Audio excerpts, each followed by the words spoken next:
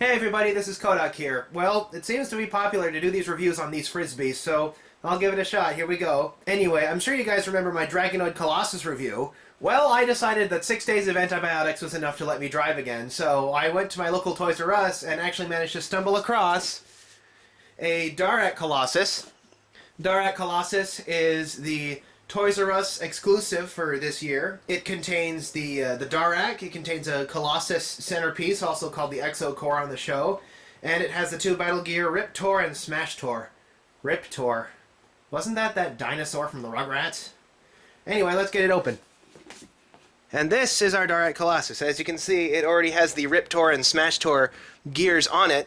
And what you do is you put your Brollicus Darak, which is the exclusive that comes with the Colossus, in the center. However, with this tail in the way, you can't really do that. So they have a button here that you press to let the tail go back with kind of a combined spring and well-weighted dimension there. So what you do is, just like Batalix Dragoid, you drop in the Darak, and as you can see, the battle gear, they swing forward, they open up, and they light up. So that is something that Dragoid Colossus didn't do that this one does, is it has a light up feature, which is pretty much a first for a Bakugan that aren't of the deluxe variety. As you can see, it's also got these jaws that open here, and it has these folding feet, which you can fold or unfold, but otherwise that's really about it to Dharak Colossus. The Riptor gear is 100 Gs, and it's pretty straightforward. If it's Darkus, every time a coin flip is tails, you gain plus 50 G powers, and for Ventus, every time a coin flip is heads, you gain 50 G powers. The Smashtor gear is a bit more complicated. Flip a coin. On heads, for the rest of this battle, your enemy may not gain G power from ability cards nor switch attributes. So that means basically your opponent cannot play traps or use ability cards. That's pretty nice. And then we have the Subterra ability, which you may move one standing Bakugan not at this battle to its owner's use pile. That's actually pretty decent. It's probably the best as far as the battle gear is concerned, if only this guy wasn't only 80 Gs. Because being able to deprive your opponent of a turn is always a powerful effect. And then we have our friend Brollicus Darak, who is only 750 Gs, making him even lower than Batalix Dragoid. He's not really a unique Bakugan per se, he's more of a retool of Darak, but I'll admit it's a bit more complicated and a bit of a nicer retool than I was expecting. The most immediately identifiable thing are the wings. It actually has a smaller front ridge, which is unpainted, but then the central parts of the wings are painted to look more like the Darak on the show. The tail has a bit of a different sculpt, and the legs are actually attached in a different location. They're attached on the top rather than kind of halfway down the middle. This allows them to be longer, and actually the front ones actually have to flex in order to fit into shape.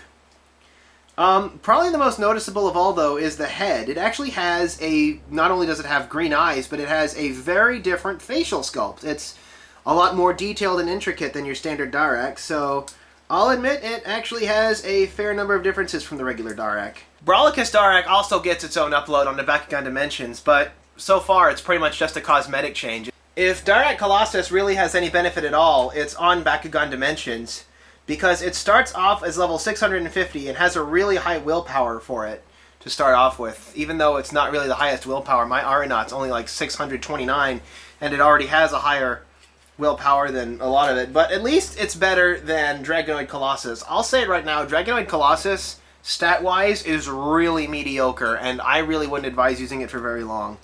I mean, it's nice to start off with, and it's nice if you're a Pyrus user, but I really wouldn't stick to it.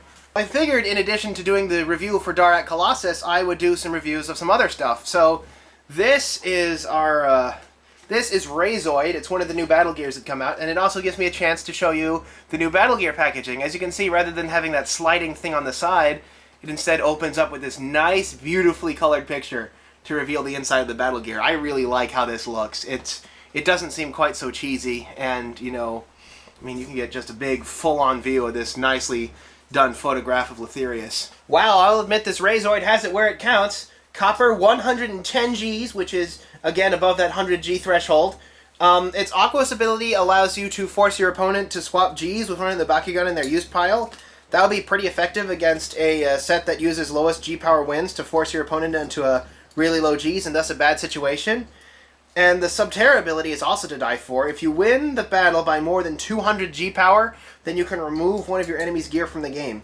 if you combine it with abilities that restrict your opponent from playing cards, or otherwise just stomp him down like the 900G Spidaro can help you do that, this can be put to some pretty devastating effect and prevent your opponent from being able to do a lot in response to what you do. So this gear gets a thumbs up from me. In other news, I actually managed to find a Season 1 pack at my local Walgreens. I mean, it's not the most terribly exciting news, but being able to still find these, even though we're at Season 3 and we're about to jump onto Season 4, being able to find a Season 1, even if it's a late Season 1, is kind of fun.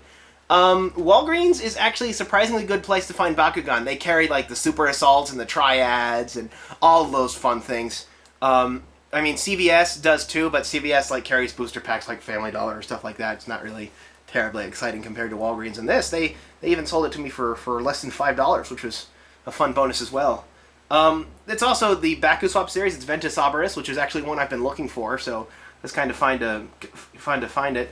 It also contains Set D, which are the rarest cards from Season 1, because the original Season 1 got all those booster packs that had all those original cards in them for A, B, and C. Also, Walmart has been putting out these trap packs. They put them out at as part of Black Friday, and what it is, as you can see, I've already opened it up, but they contain 4 of the new Vestroya traps, along with their cards and some gate cards. It used to be $10, but now they've been reduced to $5, which for a set of 4 traps is really, really good. I don't think I even have to tell you that. Most people have moved on to Battle Gear, but traps are still viable because you can use them in conjunction with Battle Gear to get out their full abilities. That's why, even though I'm a Chaos player, I still use Violentor! Because I use my trap, my Hexados trap, which gives me 4 attributes to choose from to change to whatever I need for that situation, and you can do the same with some of these. Sadly, it's only a lot of the common ones that were left over by the end of Season 2, but not really any of the rare ones like Falcon Fly or anything fun like that. But if you're new into the game, or if you're missing some of these, this is a good chance to pick those up. So I'd say go for it. Now, I'm sure what you guys are wondering is this guy worth $40? The answer to that is no. He's not really. He doesn't really have as much as Dragonoid Colossus, and, you know, he feels a bit cheap. For entertainment value, it's not worth $40. For the game, it's not really worth $40. And really, the bonus Bakugan is just the Brawlicus Darak. I mean, I'm sure it takes more to tool it and redesign it, but really, this could have been what Darak could have been in the first place. Vitalik's Dragonoid so far hasn't been released in anything else, even though I managed to for some reason, have a Chaos shard of its DNA fragment. If you have the money and the desire to own both of them, then go straight ahead, but if you have to choose, go for the Dragonoid Colossus. Honestly, it's bigger, it's got more to it, it's got more articulation, all sorts of fun stuff to it. It's just more fun. So really, I'd say go with Dragonoid Colossus. Anyway, wearing the legendary market cap, or at least a legend in this family, this is Kohdok signing off.